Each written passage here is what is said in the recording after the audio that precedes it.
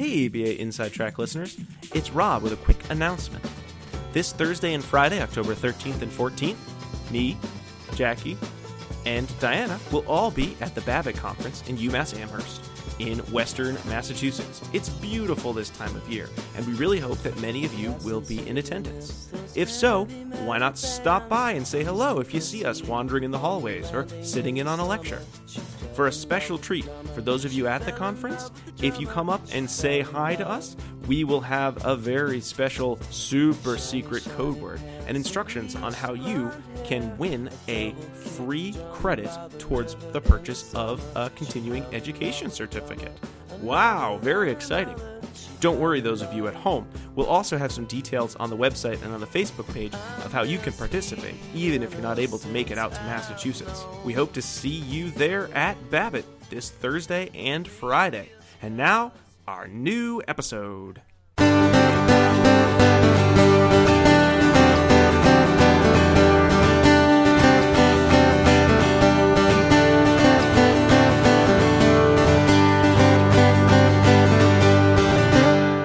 Welcome to ABA Inside Track, the podcast that's like reading in your car, but safer. I'm your host, Robert Perry Cruz, and with me are my fabulous co-hosts.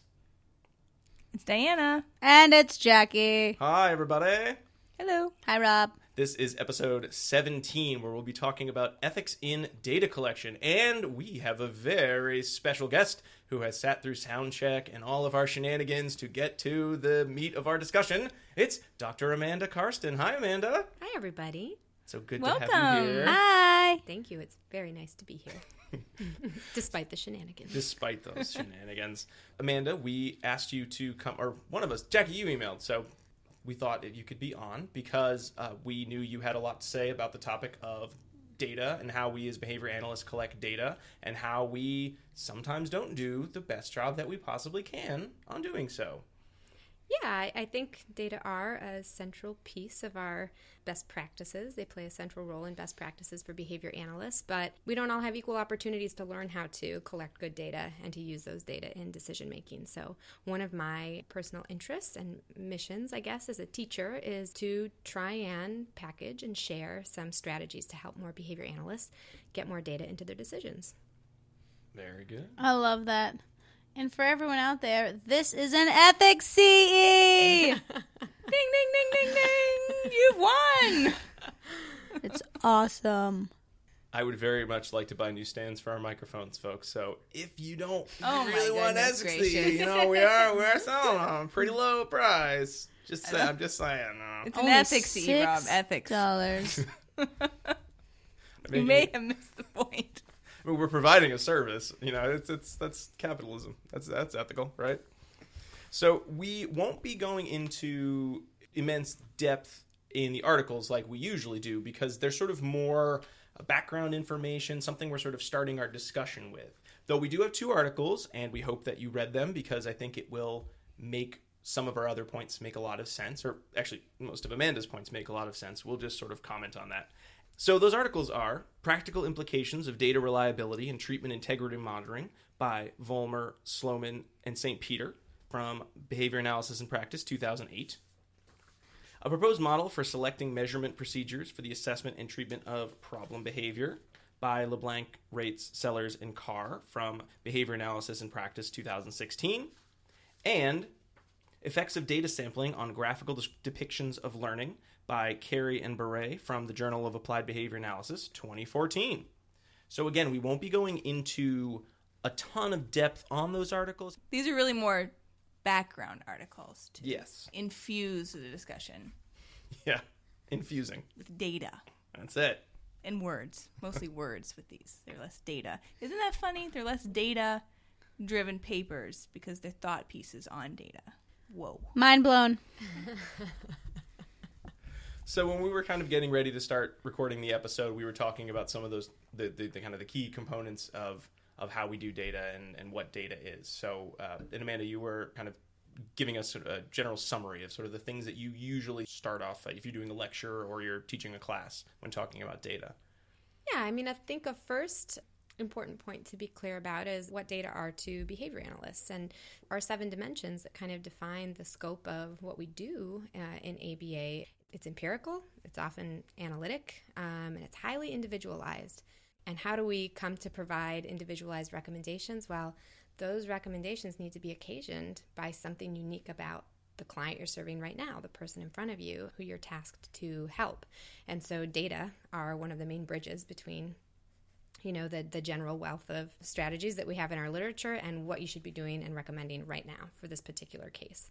We also have ethical guidelines that lay out different ways we as behavior analysts use data, and those are found in the Compliance Code, new in 2016. And I can mention just a couple of them.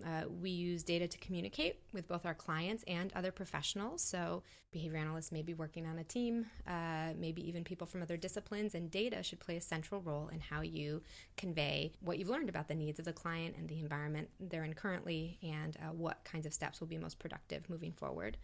We use data to evaluate, of course, the effectiveness of the programming that we design, and that includes providing supervision and training services. So the Compliance Code is pretty clear that if you're out there supervising aspiring behavior analysts, that data should play a role in how you make decisions about when that person's training with respect to a particular task list item is complete. They've demonstrated competence in an objective way.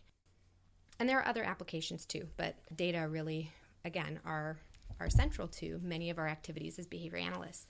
So it's a topic I care a lot about, and one of the main reasons that I started spending time on this and reading some of the great articles that we'll talk about tonight is I realized in my own practice history that the choice is not between database decision-making or decision-making in a vacuum.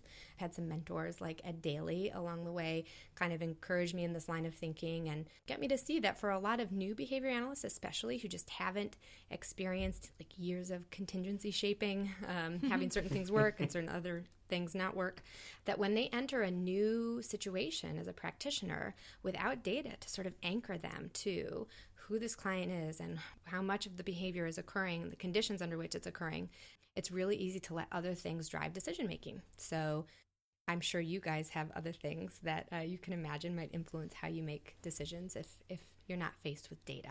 We could start with the ideals, like the things you would hope influence your decision making. Oh, yes. That would be nice. Like maybe the research literature, evidence-based practices. Those are good. I do everything I do because of published peer-reviewed articles. Right. Ideally. I would love it if all of my supervising BCBAs have said that to me. Oh, where did you find making that? It up, Jackie. I know, but wouldn't that be amazing though? I'm like, oh, this is a great treatment. Where did you find it? Oh, didn't you read Java. blah, blah, and blah, 2015? And I'd be like, oh, great. Unfortunately, that's not usually the case. Well, and ideally, we'd all have, a wonderful training history and a graduate program where they spent a lot of time, again, teaching us about evidence-based practices and best practices in data collection and database decision-making. So that history would play a big role in how we treated a particular client coming to us for services. We like to think about resource constraints and client preferences. So, again, individualizing based on what we know the needs and limits of the current case are. But in reality, there's probably a lot of other things. So some of the non-ideals, like anybody here have kids who sometimes get sick and cramp your style in terms of your work schedule, or other kinds of competing responsibilities. Right. My favorite is the favorite treatment plan. Oh, yeah. That one is my favorite. I use this for everyone because it works. Is that a Sometimes. direct quote, Jackie? Yes, it is. I'll see that But sometimes. not from you. Not for me, no. Some other person. I'll see that sometimes with folks who've been in the field a very long time, either as behavior analysts or as educators, that, this is the way I was trained, or this is what I learned to do, therefore this is what I do. Differential reinforcement of other behavior. Yeah, pretty much. Right? So I get that a The lot. DRO town. I don't need to see the data. I'm sure it worked.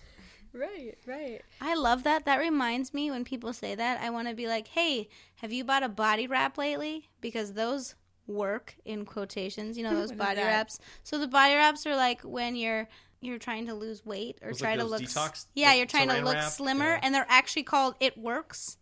And so it's a wrap, and you like put it around your body and just wear it for like 5 minutes, and then you take it off, and supposedly you're like inches skinnier. And you don't need data, scientific evidence, because you can just see it. It's You can like, feel it. oh yeah.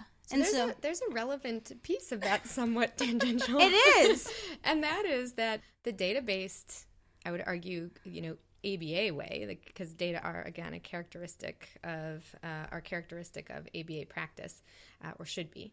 That's an effortful path, just like exercise Absolutely. and diet. So in some ways, these other factors we're complaining about a little bit or cutting down, I mean, they have their appeal because they're so much more natural than collecting a bunch of data and ensuring the quality of those data and then using those data to make decisions. When I could just walk into a classroom and trust my gut. Like, I've seen a kid like this before, or he's just like the kid I finished work with, 2 weeks ago. I know what to do next. It's a much less effortful response, something like a body wrap. Yeah. Right. And basing decisions on data can be off-putting to families, I feel.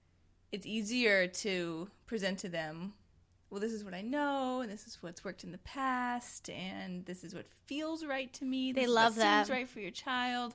Like that, those types of phrases get you farther than saying, well, I'm basing my decisions on data, and I've broken everything down into these numbers, and here they are. These represent your child. Yeah, there's something kind of cold and calculating and experimental or controlling about referring to data in our decisions. And that term doesn't have the same meaning for a lot of audiences that it does for behavior analysts, especially if you've come up through a sort of research-intensive graduate training experience. You love data. You seek data. And that's not how the world feels about the same term. So one of the things I hope we'll get to talk about at the end, when we get to ways for everybody, sort of regardless of where your starting point is, to improve the quality of data in your decisions. One step of that is really choosing wisely how and when to make explicit reference to data versus when it's probably okay to use softer, cuddlier terms and just know for yourself that there are hard data behind them. Right. Yeah. One thing I want to point out is if you are a new behavior analyst and trying to work out how to talk about data, remember data are plural. And so that's a big problem I think that we usually have is it'll be data is all over the place. So this is a good practice that it's plural, so it's data are. And the datum is right. And another thing, if you're a new behavior analyst, don't forget that you should be printing out the professional and ethical compliance code for behavior analysis found on the BACB website. Ideally in color. I have it in color. It's blue. And you should be keeping it with you. So I recommend... Close to your heart. I recommend all my students keep the compliance code in their book bag because you never know when you're going to need to look at it. In their back pocket. Yeah, I actually made them little back pocket compliance that's codes last year. adorable, Yeah, Jackie. they loved it. I got a little ethics Can I get patrol. one? Yeah, because you need this. So it's something that if you don't know, you don't sometimes have time to go to the website, look up the guidelines, and say, "Oh yeah, I can or cannot do this." It's always There's helpful. some really good guidance in there. Yeah, Yeah. pocket compliance code. That's all I'm saying. Can you make me one? Yeah, too? I'll make you one too. We I'll should- make you one too, Amanda. We'll sell that on our merch store with Yeah. our t-shirts and hats. Right. I love it. It's my face on a hat. Can I get one of those as well? Yeah. Is it a trucker hat? Yeah, Okay, good. with mesh. Great. But yeah, back to Yeah. the podcast. And the BACB will help you. They will. You guys know this too, right? If you have a problem, There's a hotline. call them up. Anytime. They will solve it. It's an incredible service. It's like DJ Revolver. Remember that song? Check out my hook. Yeah. DJ Revolves it. Yeah, I do. But yeah, so I think even if you email them too, they can get back to you really quickly. And actually, John Bailey is the man that answers the phone, or it gets delivered to him, which is kind of amazing. I saw him speak a kinda couple like years Santa back. Claus. Yeah. He said he still will He's still answer doing the it. phone. I might need to make up an ethical I know, I was thinking conundrum about that. just to talk to John Bailey on the phone. OMG, John! John, I want to start selling these wraps for people. What do you think? Is this Take ethical? data on them. Yeah. So that's just my little side there. Yeah. That you too can have the compliance code in your back pocket. I like that quite a lot, actually. Yeah. That's good. But even if folks are operating on some of these other contingencies that maybe aren't ideal data-driven decisions, they're still products of their past reinforcement history. So people who have arrived at, well, I've always done the same thing and that's what I'm going to continue to do, or, well, the parents don't like it when I talk about data. They didn't come there with no history. They've come there through sort of relatively honest means. But that's why we're here today, is to talk about the ethical dilemmas in not addressing data-based decision-making and making sure we stay on the right path. Absolutely. I mean, the people who are master data, measurement system designers and data collectors and database decision makers got that way, in large part through often a lot of contingency shaping and working closely with mentors. And it's ambitious, to prepare behavior analysts for practice in a couple of years. So it makes sense that some of these more complex repertoires are not underdeveloped, but that there's still a lot to learn when people enter the field. So I think we shouldn't judge it. We should do our part to share what we know. And that starts with being clear about what makes for good data, what some features of good data are. Can we talk about that? Yeah. What are they? There's got to be a better way. So there are different ways about defining or talking about good data, but the three features I like to keep in mind are good data are behavioral, they're believable, and they're visual. And so what do I mean by the behavioral piece? So this is where we get the most direct measure of that which we hope to change as possible. We prefer directly observing a problem behavior as opposed to talking to a teacher about whether that problem behavior occurred today. And that doesn't mean there isn't value in talking with stakeholders and the people we're serving. We can get tons of valuable information through interviewing and, kind of getting their impressions about the story of the behavior and what's going on and why it's happening. Tremendously valuable. But when it comes to assessing the need for behavior analytics services and then executing those services in an individualized and hopefully effective way, we need the most direct measure possible of the relevant behavior in the relevant context. So I kind of wrap all of that into good data or behavioral data. Component number 2, good data are believable. This is where we're talking about things like IOA. It's hard to know whether data collected by one person at one point in time are accurate or representative of what was actually happening. Distractions can come up. We mentioned competing responsibilities earlier. Maybe you've got, a spike in problem behavior for another student in the classroom, so you end up kind of slacking off on observation for a second student you're charged to observe, and it ends up looking like a deceleration or decrease in their problem behavior, even though it's a product of not having observed as consistently. And that could really influence some future decision making around the effects of a treatment or the need for continued services. So we need believable data. That means data that oftentimes for our purposes that we have some IOA on. And the Vollmer article does a really nice job of giving examples of exactly how that could happen. Absolutely. Yeah, they make a strong case for the importance of IOA, even outside the context of research. It's useful for practice as well. Really easy to follow descriptions of several strategies for calculating IOA, which is one of the reasons I love that article and many articles in BAP is just their practical value. They sort of demystify those calculations and make it pretty easy to figure out what you can manage in terms of the schedule of data collection and then how you can, go ahead and calculate. Are you getting reliable results? This is a nice article for any of those behavior analysts out there that are working like maybe in a smaller setting, working primarily on billable hours. Maybe you don't have a huge indirect overhead costs because that is when IOA typically falls to the wayside because IOA obviously is not billable for most insurance companies. And so this is a really good article to find cheap, practical ways to get IOA done without having to hire an entire person just to do that. And I think for folks who are doing more consultation in schools or at residences or for private companies, I know anytime I leave an area, no matter what my recommendations are, if I have any data piece, I know I have to set aside a time to do training or to train a trainer so that they can gather good data. And that's something that certainly when I started in my career, I was just like, oh, here's your ABC sheet or here's your event recording sheet. I'll see you in a week. And then I'd get these results. And then when I observed, I'm like, I don't think this is at all what happened. And I just wasted a week and I feel really, really bad. So nowadays I make an extra point. But I think it's something that's really easy to forget. If you've got a caseload of 30 kids and you're going in and checking 30 minutes here, 30 minutes there, when am I supposed to train this person? I can't do it. There's no time. But if you don't spend the time, you will not solve the problem, and it's probably better to spend the time to start so you can solve the problem quicker, if at all. Yeah. Yeah. Just have a mound of unreliable data. Or no data at all. Or no data Someone at did all. hand me a big pile, like, these are all my notes. I hand wrote them from my own opinion. And I said, I'm going to be honest, I'm not going to look at any of those. Just use the sheet I gave you and the way I trained you to take the data. So the last criterion is visual. It's important that our data can teach us something at a glance, that we don't have to, in fact, leaf through a pile of narrative. I can visually see it's a huge pile of data you've collected. Right. So graphing data is an important practice. Authors like Alan Kasdan and certainly Johnson and Pennybacker have laid out super clear guidelines for, I think the White Book, Cooper, Heron, and Hewitt even includes some specifications. Guidelines for putting together an easy to inspect, visual display. It's important that these are current, they're updated regularly, and that you can quickly check the graph as opposed to leafing through the raw data to see what is happening with behavior.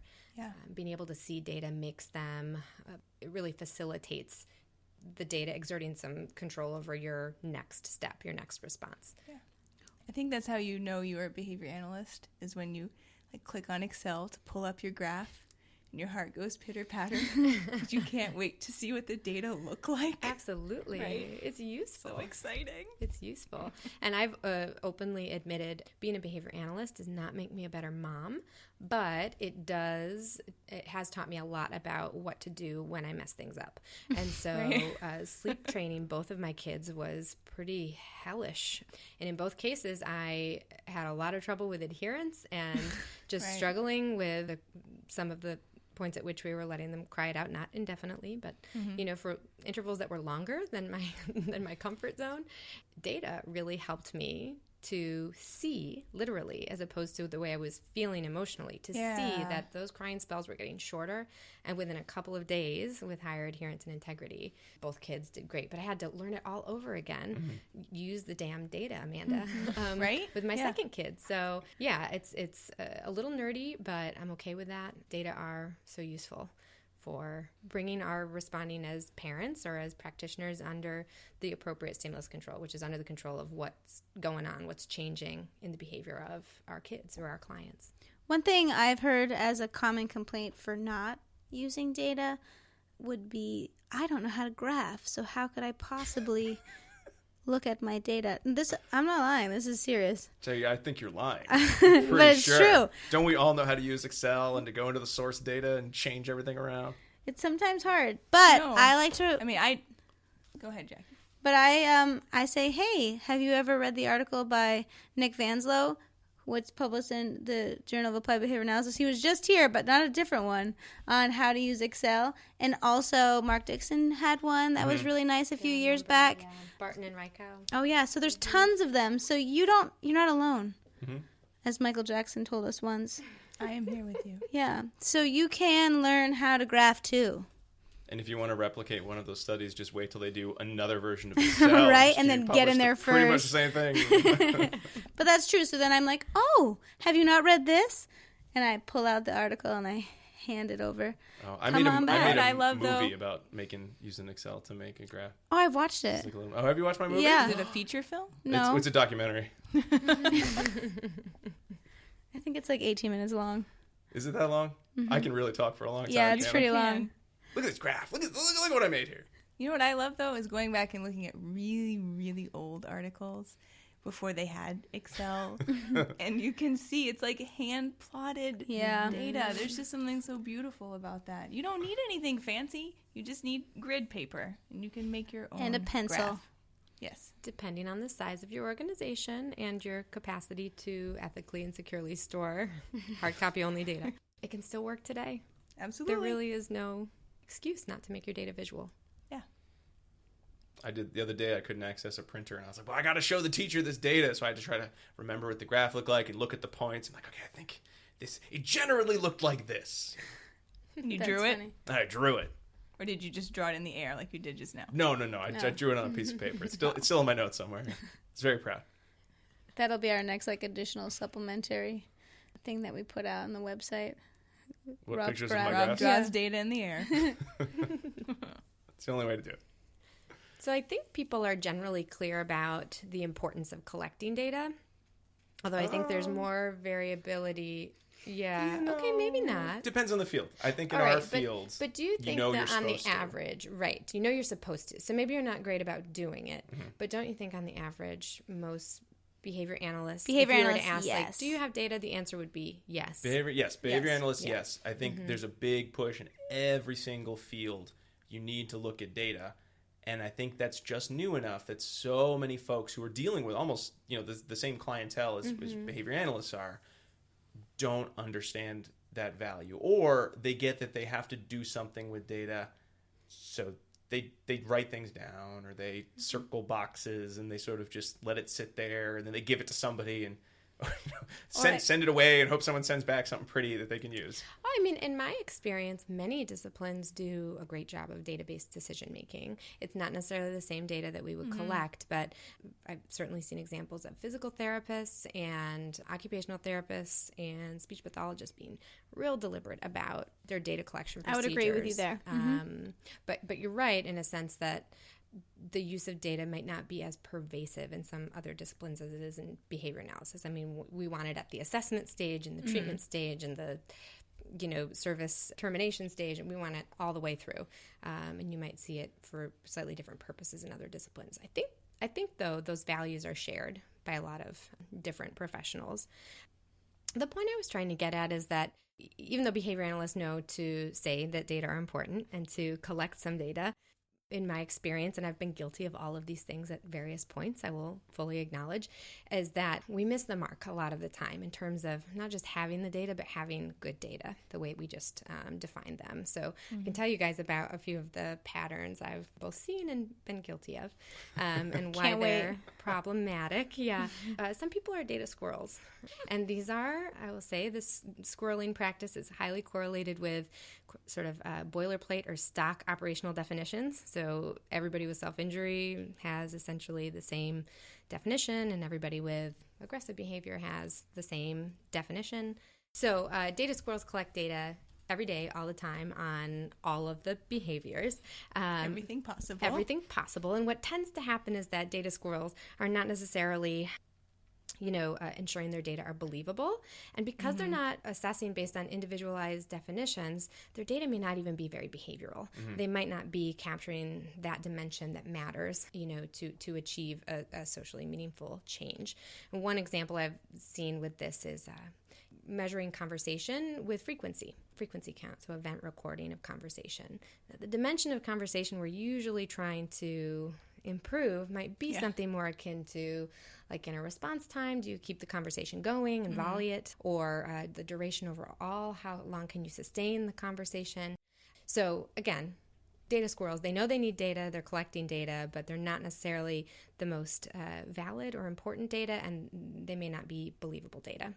And they may never do anything with those data because they have so much. Exactly. And whatever you would do might not be as productive or effective because you're not working with good data. Where would you say that you've seen that pattern turn up more often, or have you seen it turn up in certain areas, certain sections of our field? Yeah, I mean, I would say my most I've seen this pattern in the schools. I don't want to beat up on the schools by any stretch, but ABA lab-type classrooms located in public school systems where you maybe have one behavior analyst kind of overseeing multiple classrooms, and it's driven into the non-behavioral teaching staff very early on. We need data on everything, but then those data aren't necessarily used or individualized in the way that we're defining what we measure or any of the things that make them functional. And I always think, too, everyone who's collecting these data are human. And there is a limit to what you can really accurately collect. So you'll see people with 6 tally counters hanging on their belt and jingle jangle down the hallway. That's right. What are the chances that they're getting the right tally on the right counter every single time? It really can impact the procedural integrity of the measurement, the measurement system that you have. Alan Kasdan has a great review paper back in 1977 in Journal of Applied Behavior Analysis. I know. This is not new information. It's just something we need a refresher on now and again. But he cites studies that demonstrated that by increasing the number of free operant targets being monitored concurrently, you decrease the reliability of those data. Yeah. Same kind of thing when we're providing training for different observers at different points in time. So you train, let's say 3 observers initially on the same definition, and then through their subsequent experiences, they quote unquote drift, start measuring behavior a little bit differently, maybe because of actual changes in the environment or changes in the form of the behavior itself. But then new people are trained on the original definition, and we use those 2 sources to calculate IOA. And again, your IOA suffers, and it's a product of training people at different times or having definitions that maybe need to be updated based on the more recent form of the behavior. So it's a lot of work, a lot of effort, but don't be a data squirrel. So we also have data optimists. These are folks who are more careful about individualized definitions, and they're probably using graphs. They're making their data visual to inform decision-making, but they're too optimistic in the respect that, again, they're not doing those believability checks, not ever having 2 people observe the same events and sort of confirming that they've tapped into the same behavior with their measures. Even data optimists fall short, although they're using good behavioral definitions, valid definitions, and graphing their data and referring to their data often. I don't know that the data optimists track with a particular type of setting or context, but these are usually people with good behavioral analytic training. Again, they know a lot about good data. It's just hard to get it all done with the resource constraints. And they know they should be getting IOA, but they just haven't found a way to do it efficiently. And that's where Vollmer and colleagues might come in handy for some. Yeah, totally. Because I always think the best of everyone at all times. Mm-hmm. I do too. Like, you definitely know what you're doing. I know, yeah. You 100% know what you're doing. I said what it was, and I wrote it on a piece of paper. And I trained you. You're going to do it. Don't worry. Yeah. I'll never check this again. You're going to be fine. It's true, though. And I actually cannot tell you how many times I've said, no, you've got this, when I should have been like, maybe you don't have this. I mean, but Vollmer encourages us to start small. So he says 10 minutes per client per week. Which is pretty We can doable. all find that, yeah. right? We can all find that. Unless you have like 90 clients, and then you might have to go down to 5. You might have other ethical problems, right, that you're facing at that stage. So we can also talk about data heroes. These are people who pay attention to the behavioral standard and the believable standard and the visual standard, but they're at risk of turning into data snobs. Uh-oh. They've figured out data collection and database decision-making for themselves, but they exclude maybe new hires without a lot of background in behavior analysis, or even the parents of the people they're serving, their stakeholders. They exclude them from the value of the data and the importance of the data in the services they're providing. So I'm not encouraging listeners to avoid being a snob by making everybody learn our lingo around data and database decision-making, but I am suggesting that if you've mastered this craft, you should share some of what you know and use it to enhance, all of the aspects of the work that you do, including communicating with the people you're serving or colleagues in different disciplines. Don't keep it a secret. Include others and mentor others in developing similar values and skills. And don't be a snob. When you're kind of talking about that hero to snob, I mean, we sort of had that gradient of kind of the, not the greatest use of data to better to best.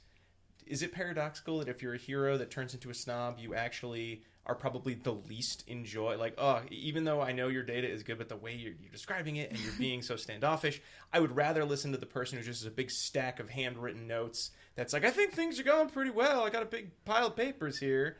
I mean, would you say they're almost just as bad to some extent? Yeah, I don't have any basis to make a direct comparison, but I definitely think... What's your gut say? I know we're not usually...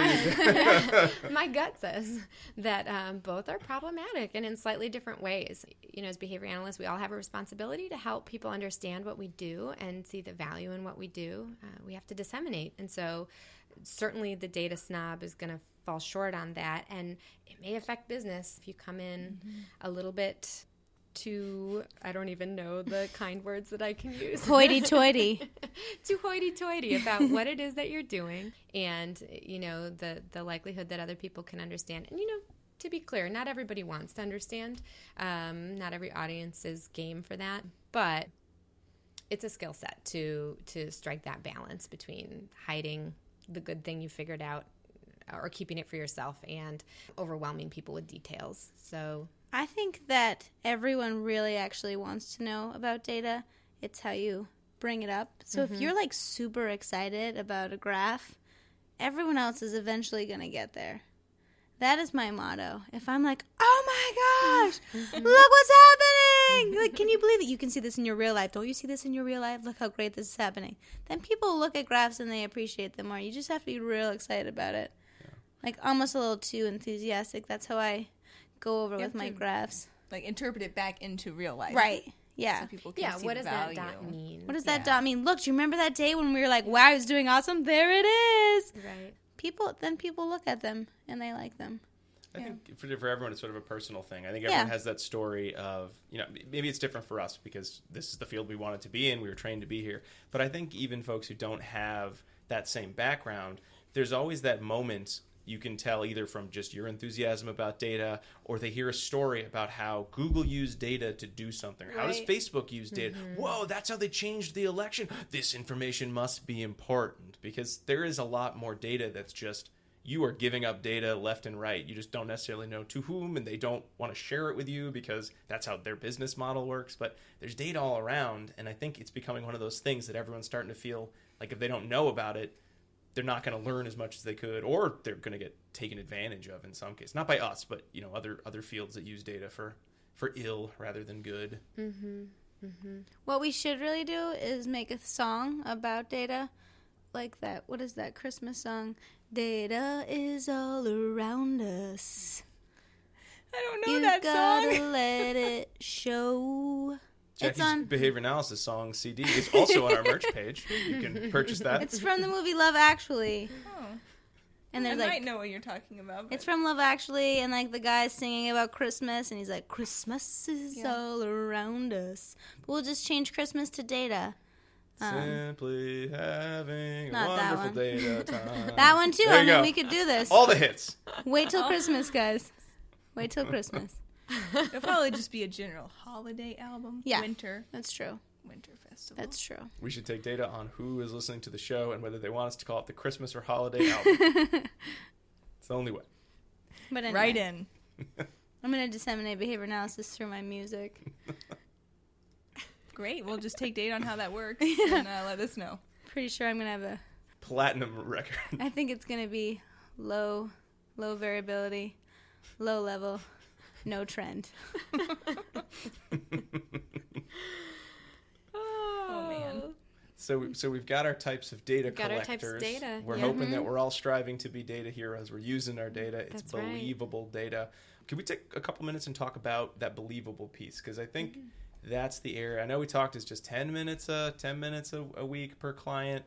We can probably do that, but maybe talk in a little bit more detail about how that relates and sort of going back to the Vollmer article, because I think that is I think that's one of the hardest things. I know for me, I think I'd probably vacillate between data optimist and data hero depending on how much stuff I have to do that week, how busy I am, how tired I am, who I'm working with, like that same, like, oh, this person's awesome. I'll be okay. I can shave off 10 minutes and go do something else, use the bathroom or eat lunch or something. So data believability, I think it's an important dimension because as we talked about, if you don't know how accurate your data are, then it's really tough to make decisions or decide when you're done with services.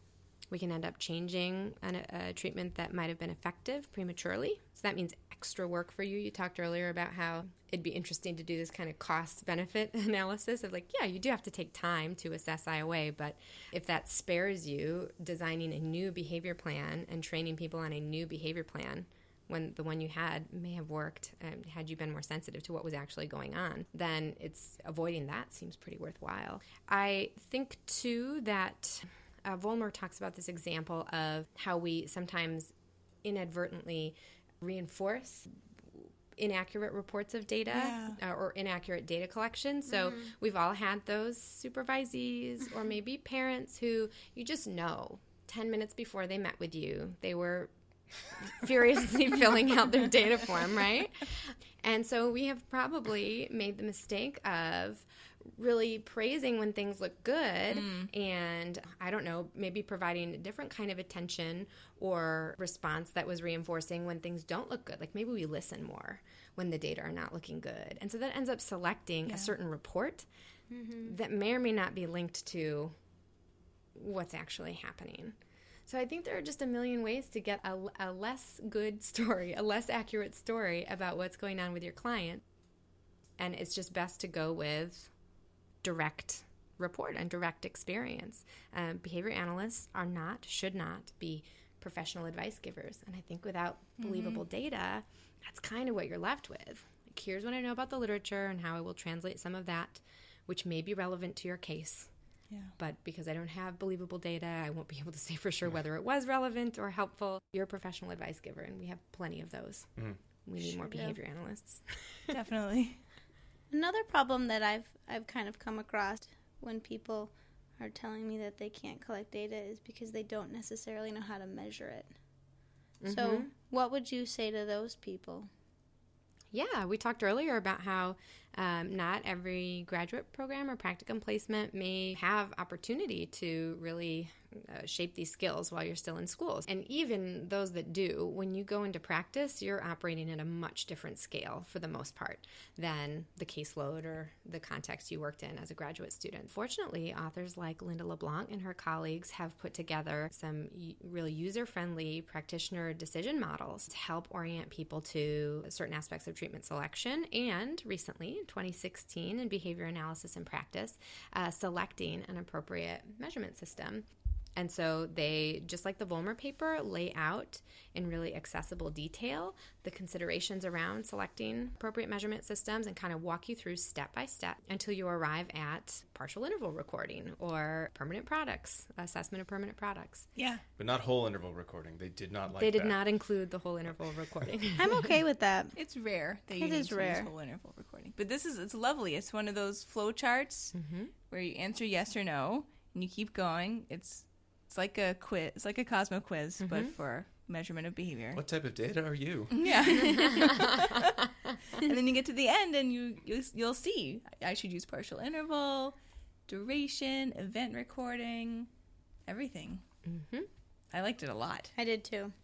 Yeah, it's a handy resource. And so if you're already a data master listening out there, you should still make note of this article because it could be one of your ways of not being a snob. Again, maybe you have newly hired staff that you want to sort of facilitate them seeing the value and the effectiveness of behavior analysis a little more quickly. And one of the ways you can do that is by getting them actively engaged. And so having them work through this model and guess at what measurement you should use for a new case while still providing support around the appropriate measures. You don't necessarily let them do that independently, but you let them take a guess and, reinforce for making the right considerations.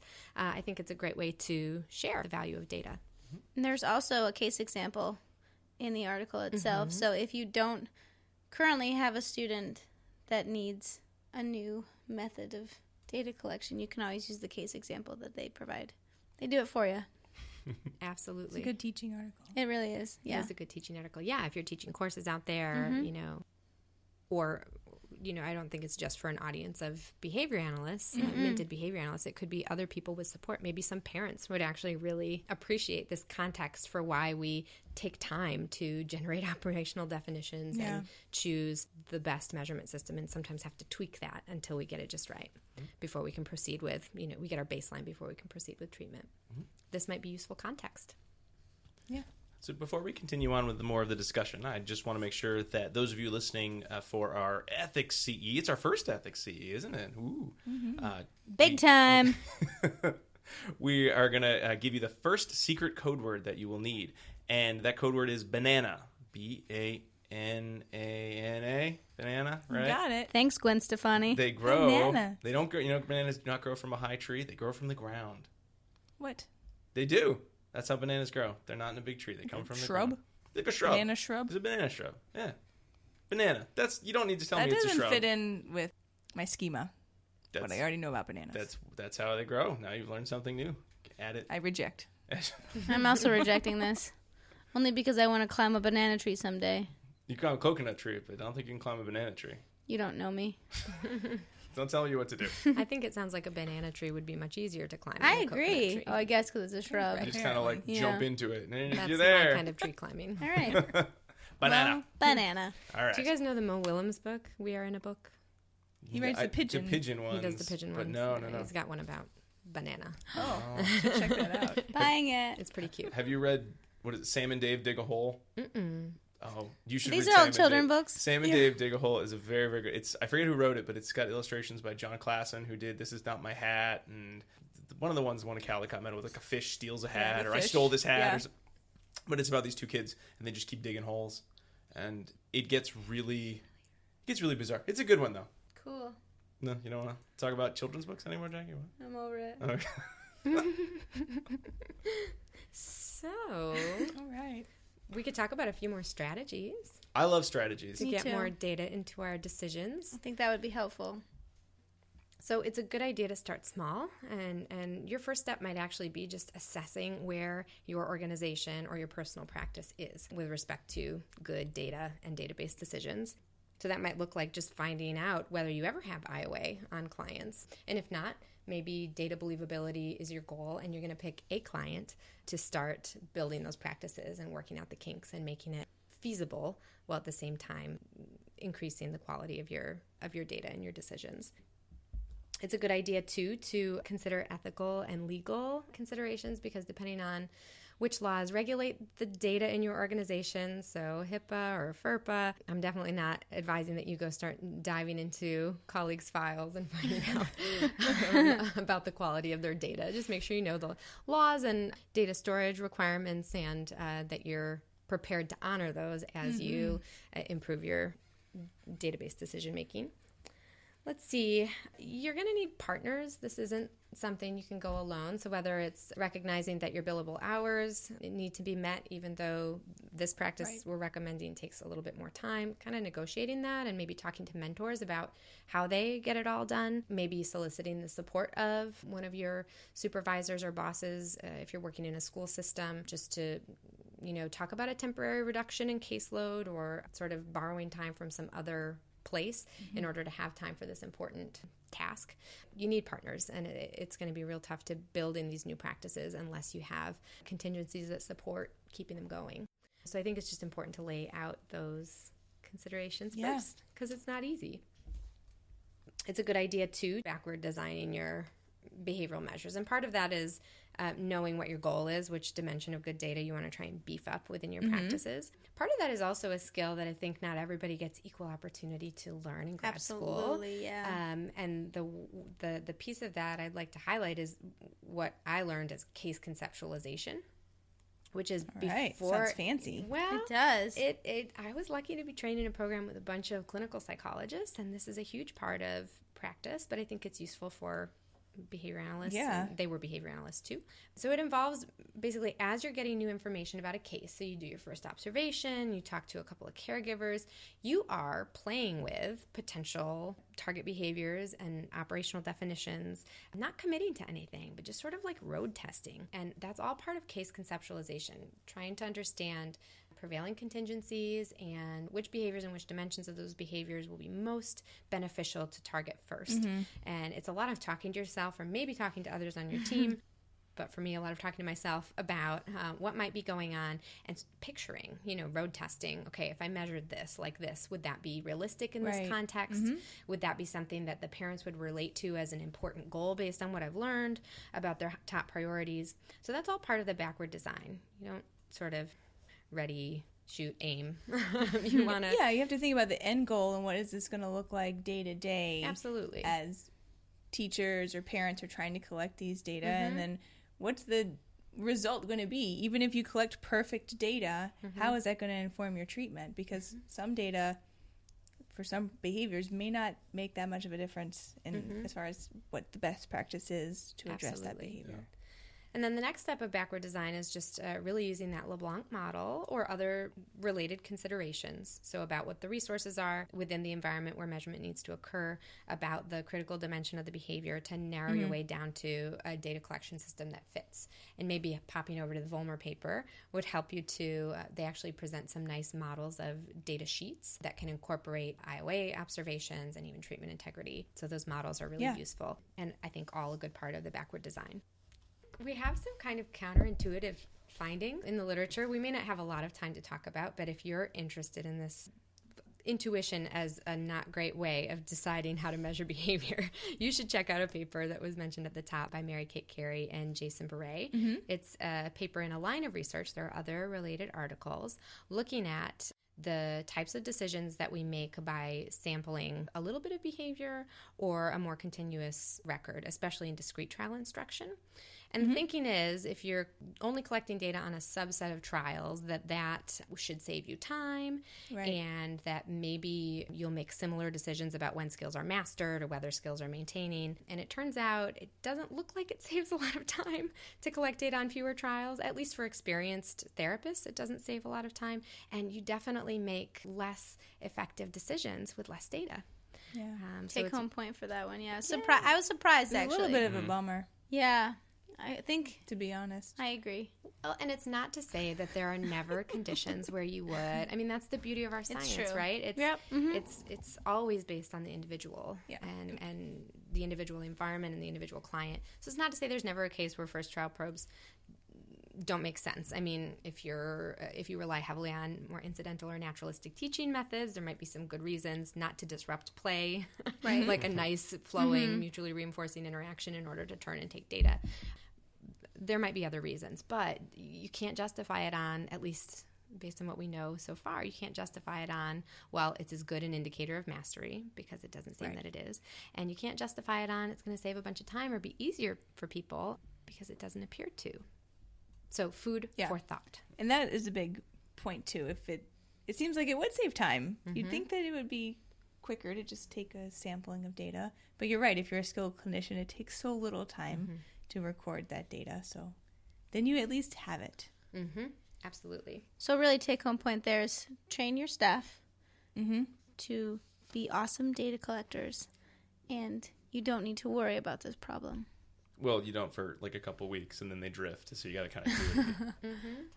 Yeah, and I think just in that backward design process, avoid, as much dogma as possible around what's the best way, because the best way is whatever way is going to keep people safe and ensure that you make good, timely decisions. Not too soon, not too late, but like right in time. So when I mentioned safety, I think that relates to deciding how much data is enough data, because when we're dealing with either controversial treatments or treatments that are considered more restrictive or real serious problem behavior, you really have no time to waste with your decision making. You need to be right on top of what's going on with the behavior and make decisions accordingly. So looking at the context, I think, is more important than following intuition or ideas that might be floating around regarding the most efficient but effective ways of collecting data. Yeah. Like you said at the start, pick the behaviors that are of the utmost importance to be taking data on, and then make sure you do a really great job of taking data. Absolutely. And I think I find the backward design and sort of, well, what is it you really need to know, and then what's the problem, where you're trying to get to, for those who either are new practitioners or are not practitioners, but they are required to use data. I found that to be a really great opening salvo, because you talk about, we're going to take data. Oh, I don't have time to take data. You take data on every...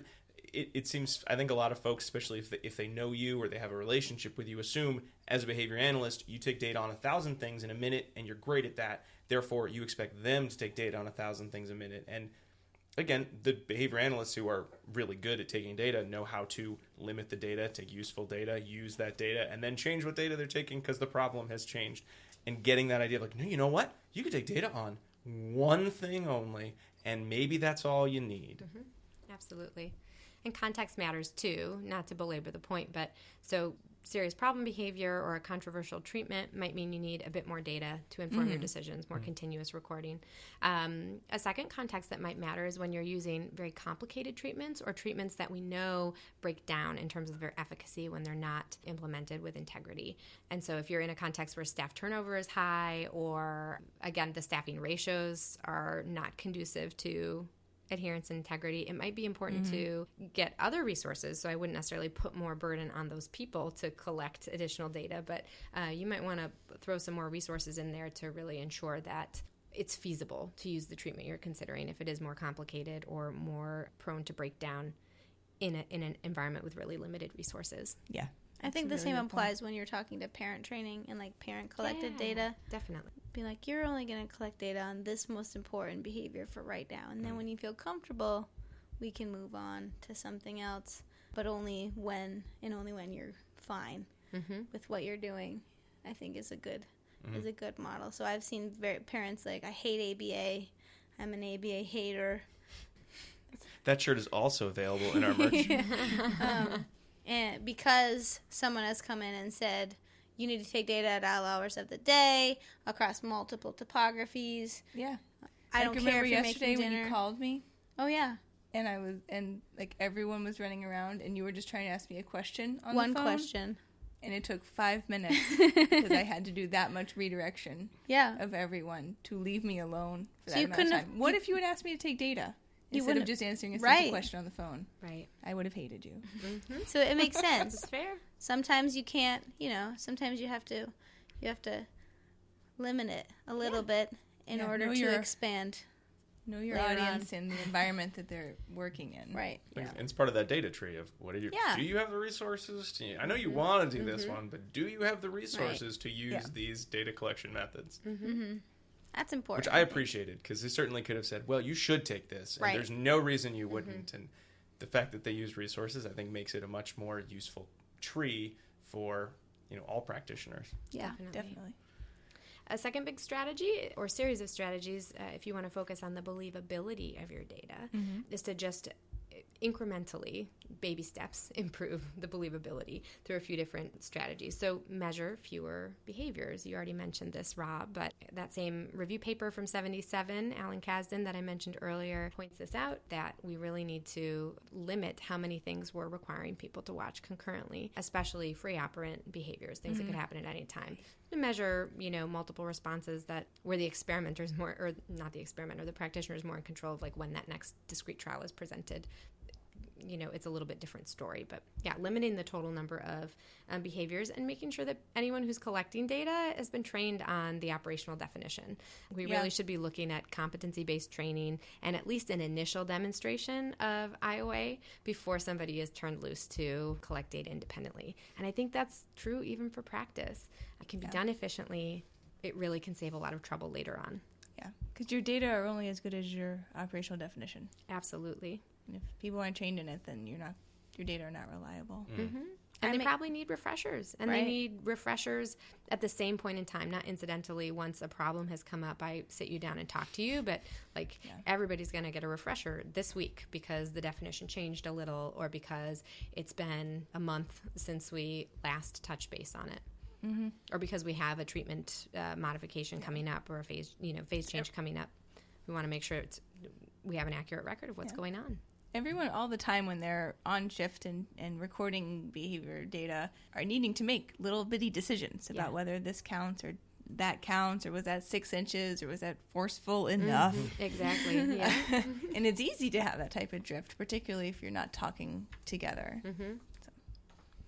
Yeah, and then the other strategy in that category is just that, start small. So 10 minutes for one client in a relevant context each week is an improvement over no IOA. So go for it. And again, tweak your system, make it practical, and then start expanding to other relevant cases. Again, maybe starting with those sort of highest risk or cases where you're most concerned about making decisions at the right point in time. And those data sheets that were included were helpful too. Because you're not just going to be taking IOA in a vacuum, you're doing it in the context of other observations that you might already be doing. So it's just something else that you can include to make that more rich. And something else you don't have to do yourself, right? So they've given it for you. You don't have to make it Yeah. yourself, which sometimes I think people are scared of making data sheets. Because I know this is true. I know. This has happened because there's so much that has to be included. 'Cause then you fall into the quagmire of Microsoft Word formatting. Right. That's that why. could happen for you. But I know that some people have literally been paralyzed with fear that they're going to forget something, or they're going to not make the box big enough, or not include the date or the time, and then realize 1 month later that they don't have the information that they need to get paperwork submitted to insurance. So it's a real problem. So, I mean, one thing I think organizations can do in-house, but also I would hope to see more partnership between, university training programs and organizations, is share templates, and a template is not to be used in every case. Right. You might want to make it a PDF. But, as a model, like these are the critical features, maybe a checklist and a couple templates. These are the critical features that we, for billing purposes and for utility of the data, need to see on a data form. And here are some exemplars. Then, like, supported opportunities to generate a new data form. Right. Or to sort of problem solve. What do you do when you're observing but you don't have that data form ready to go? Like, what key pieces could you still take down that might be useful in this case? Yeah, I think people need to learn how to do those things. Yeah. It's not automatic or intuitive. No. And I think that's helpful. So that's one thing that we've noticed too, is even direct care staff that have been working at a company under the direct supervision of a BCBA. They're great at running programs. They're awesome at graphing data. But when it comes to actually the implementation and designing of treatment plans and data sheets, that's where they haven't really had that opportunity. And so they've graduated from a program, they've passed the BCBA, and someone's like, all right, now make me a data sheet. And then that is when I get calls. Like, oh, I've never made a data sheet. Not from my program, obviously.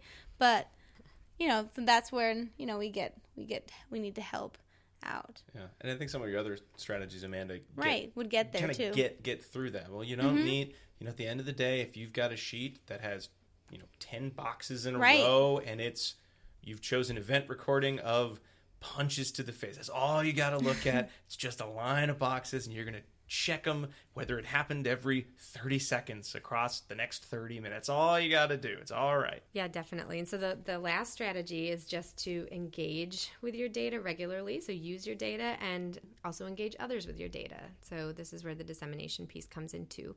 This is something I learned from my advisor. I believe he learned it from his advisor.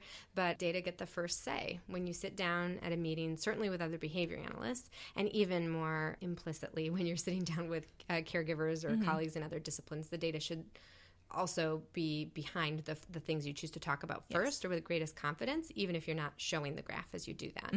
But the data-based information leads, and it should also have the final say. Ultimately, when we make decisions, we like to be able to say whether it worked or whether we need to keep making decisions and modifications. So I think leading with data is a good practice, and it's a good value to instill in your students for them to carry on. It's made a huge difference, I think, in my effectiveness as a practitioner, that I had that value instilled early. We talked a little bit about teaching staff to interpret and apply data. I guess we haven't talked about that step yet. So as important as it might be to develop guidelines around good data sheets, part of teaching people the value of data is teaching them how to use data. And again, visual inspection is not an intuitive process. You can become real fluent with it, and it might feel like something you've just always done, but you learn to do it at some point. And some of us don't do it very well. I'll be honest about that. But there are some resources, available. I know that you guys had Nick Vanslow on. He's getting lots of props in this episode, but he did a nice study with Dr. Rachel Thompson looking at differences in visual inspection decisions between experts and more newly minted BCBAs, and there was a big difference because that's a contingency-shaped repertoire. But there are a number of papers by Wayne Fisher, Jim Carr, and Candace Josted. There are a number of published papers on methods to learn visual inspection. Again, something organizations might want to think about, sort of packaging and sharing. If you have those resources, think about sharing them. Yeah, we're all in this together. Absolutely. So those are a few strategies. I'm trying to think if there's any other baby steps I might want to I mean, if you need a real baby step, just when you go to work next time, look at some data. That's the best one, I think. You know? Tomorrow is a day at work for most people. Well, I think this is a good time as any to get into dissemination station. But Jackie, don't pull in quite yet. Don't pull in quite yet, because I want to give our listeners, if they're applying for CEs, our second secret code word, which is Lego. You can capitalize the L because technically you're supposed to, or you can lowercase. Doesn't really matter too much. Lego, the bricks or the candy that Jackie eats. Secretly, it's not candy. They're actually just Legos, and she keeps eating them anyway. Crunchy. I have a whole castle in my belly. All right. Now we can pull in. I think we're pulling in to our final stop here at ABA Inside Track. I didn't even get it that we're on a track until right now. Oh, wow. 17 episodes in. So here we come.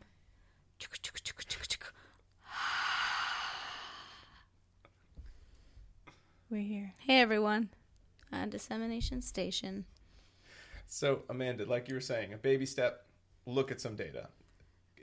That's a good start. But if our listeners say that, a lot of people listen on the way to work and they've been listening to this, you know what? Today's the day I'm going to get better at this data stuff. And they get out of the car, they walk into their office or they walk into the school.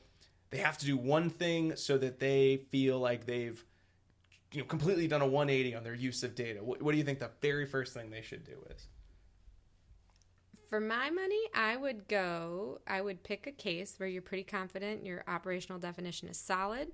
You've honed in on the dimension of behavior that needs to change. And I would pop in for IOA observation. That if you only did one thing, I'd pop in for IOA observation for 10 minutes on that first day. Then they could have Lego candy too. Why? Because they're getting that contingently for their... Yeah. Okay. They have to buy Lego candy, though. Sure. So stop. Don't go to work quite yet. You need to buy Lego candy first, then get there, then look at your operational definition, then go do IOA for 10 minutes. Ooh, can I put one other qualifier in there? Absolutely. Of course. A different candy? Is that... No, not a different candy. So when you do that observation, if you read the Vollmer paper, you're going to see they talk about one of the practical uses of IOA is for providing feedback. Don't do that right away. If you're upping your game, it's a great recommendation. Yes. But if you're upping your game and you're newer to this, I think it's important to descriptive praise only the people taking time to collect data for you.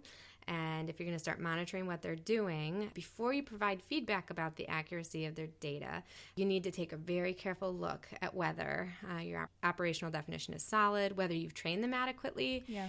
Cover all of your bases before you start using IOA for feedback purposes, especially, we're all still learning. So I just think that's an important qualifier. I like that. So don't say, you know what? I just decided I should do IOA for the first time all year. And by the way, you said. Right? I think people appreciate it when you tell them that you're just collecting data and not observing them. So when you do observe them, maybe tell them, I'm going to observe you and the procedures now because I feel like everything else is sound. Then they're at least aware.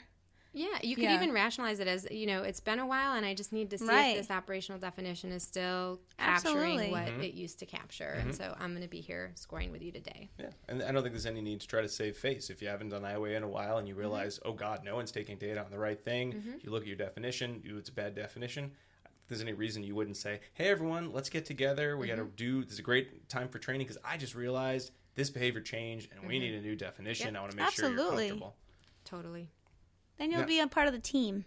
How many IOAs should you take in which you're not getting agreement with your staff before you tell them that they suck, though, Amanda? 2, 3? What's you should never tell them that they suck. Wait, what? Oh. I've been doing this wrong for a while. I think it's probably different in every case, but I would double check and double cover all of my responsibilities before holding people accountable in that way. Yes. There are so many factors. Right. So many factors involved. Take care of the ones that you can. I think that's just a good, with any staff training, take care of the ones that you can do. What can you do to make sure that it's that you're solving everything? If your staff are not performing to the level that you would like, that's a training issue It's as your well. fault. So it still comes back on you. So I can tell myself I suck, but I can't tell other people. That's my take-home point, I guess. Rob, you're great. You're all are. trying Don't really say that, hard. I know you want to get better.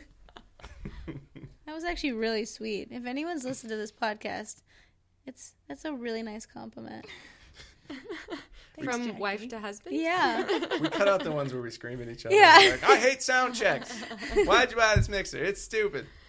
Well, I don't know if this will make the cut, but I've just got to say, I think you guys are doing a great job. This is a great service. I am a podcast enthusiast and actually just a radio show enthusiast. Excellent. Like from way back, I used to have cassette tapes of Yes. old-time radio shows. Oh, wow. So you sort of made a dream come true by inviting me here. And yes, I might save this forever. Oh, should. good. Thank you. Thanks, Amanda. This is a pretty Thanks serious for coming studio. on. Mm-hmm. It's a pretty serious studio if We you changed watch. the tablecloth just for you, for our guest appearance. Yeah. Why, thank you. Yeah, clean. It's lovely. Clean clean. earth and Cleaner. Except Finn's spot. Yeah. yeah, I exactly. feel like I've learned a lot, though. I think this has been a good hour of learning about data, learning about ethics. It's a great review because I know, Amanda, I saw you talk at Endicott, and I was kind of looking at my notes and looking at some of the citations and trying to put something together for some of the staff that I consult to, and even just kind of going back and like, let me check Cooper. What do they say? I forgot so much of this because I assumed I was doing it right because I've done it this way for so many years, and Right. you don't necessarily, if you don't take great data, fail all the time and realize you need to change. No, you can get by sometimes. Right. Yeah, Yeah. like a lot of the Yeah. time. But it Nice doesn't variable ratio schedule going there. Totally. Yep. But ethically, these are skills we need to continue honing and continue practicing and continue making sure we disseminate too to the people we supervise. Yeah, and I understand one of the most common ethical claims filed against BCBs has to do with a failure to individualize treatment. How do you demonstrate that you've individualized services unless you have some data to point to and say, here's what he needed, here's what I did? Yeah, It matters. definitely. And there's something exciting about making your new data sheet or thinking, oh, this is a new problem that I've never seen before, and I want to use the data to figure out where I want to focus. I will put money down right here and now that being a behavior analyst is way more fun with data. That data are the place where we get to do our decision making. Like they occasion that problem solving repertoire along with concepts and principles. It's where you're figuring it out when you're immersed in data. And you're validated. Yeah, Right? exactly. Like, let's be honest. Big conditioned reinforcement It is nice. associated with seeing those changes on the graph. Absolutely. And yeah, I totally agree. There's your flutter, Diana. All right. Well, Amanda, thank you very much for coming on the show and sharing all of this information with us and getting us thinking about ethics in data and how we can continue to improve our practice and use of it. So, Well, thank you very much for having me. Yay. Anytime. Diana and Jackie, you were here as well. That was no, thank you guys. No, thank you both for being here yet again for the show. So everyone, thank you as well for listening to our episode. Remember, for those of you applying for CEs, this will count towards an ethics CE. So, just so you know, just letting you know, it's a fun fact. You can find us online at ABA Inside Track. We're on Facebook. We're on Twitter. We have the website's abainsidetrack.com. You can email us at abainsidetrack@gmail.com as well. And we've had actually a couple good emails recently to bring up some really nice discussion points. And so we usually like to share those on our preview episodes. So that's what we'll be doing next week. Before we go, though, Jackie, it's school time again. And I know you have an announcement. It is school time again, and if anyone is listening that would love to get a career in behavior analysis, I urge you to check out the Masters of Applied Behavior Analysis at Regis College. We have a full-time, part-time, and certificate option. So come on down. Excellent. And you can check out our merch store where Jackie is selling hats with her face and T-shirts that say ABA hater on them for some reason, and multiple Christmas albums that we have yet to record. But they'll be there soon. And finally, the pocket compliance code. And our pocket compliance code. Hot seller. Yeah. So everyone, thank you so much for being here. Everyone, thank you for listening. We'll be back next week with a preview episode where we'll talk about what our next exciting topic will be. But until then, keep responding. Bye. See you later.